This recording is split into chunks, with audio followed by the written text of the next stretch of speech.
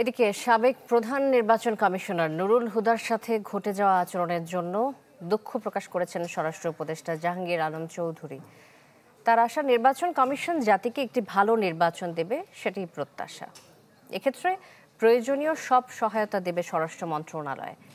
জানান, ধীরে ধীরে নিষ্ক্রিয় হয়ে আসছে আওয়ামী লীগ।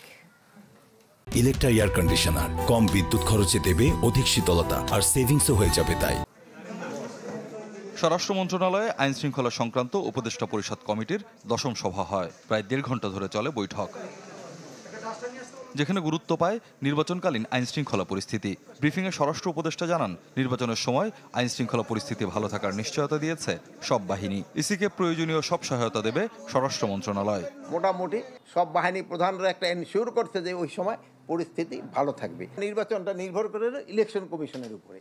তারাই কিন্তু এই বাহিনীগুলি সেই সময় কিন্তু সবাই তার আন্ডারেই কাজ করে এবং ওনারা একটা ভালো নির্বাচন জাতিকে উপহার দেবে, এটি আমরা সবাই আশা করি। আমরা যত ধরনের সাহায্য সহযোগিতা দরকার হবে ইলেকশন কমিশনে আমরা দিয়ে যাব।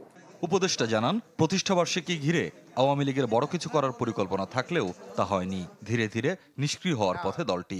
গতকালকে ছিল কিন্তু আওয়ামী লীগের প্রতিষ্ঠা বার্ষিকী। আমরা যে ধরনের তাদের থেকে আশা করছিলাম অত বড় ধরনের কোনো ঘটনা ঘটে নাই। তারা আস্তে আস্তে কিন্তু একেবারে নিষ্ক্রিয় হয়ে যাচ্ছে। সাবেক সিইসি কে এম নুরুল হুদার সাথে ঘটে যাওয়া আচরণে দুঃখ প্রকাশ করে উপদেষ্টা বলেন, জড়িত সবাইকে আইনের আওতায় আনা হবে। এই যে ঘটনাটা সিইসিটা যেটা, এইটা মানে কেউ এই ধরনের ঘটনা আশা করে নাই। এটা জন্য আমরা সবাই দুঃখিত এবং এই ঘটনা ভবিষ্যতে যেন না ঘটে এই জন্য সব ধরনের ব্যবস্থাই নেওয়া হবে। স্বরাষ্ট্র উপদেষ্টার দাবি, মব ভায়োলেন্স বন্ধ না হলেও অনেক কমেছে। একটা বড় সংখ্যার বিরুদ্ধেই কিন্তু ব্যবস্থা গ্রহণ করা। স্বপ্নিল শাহরিয়ার শিশির, চ্যানেল 24, ঢাকা।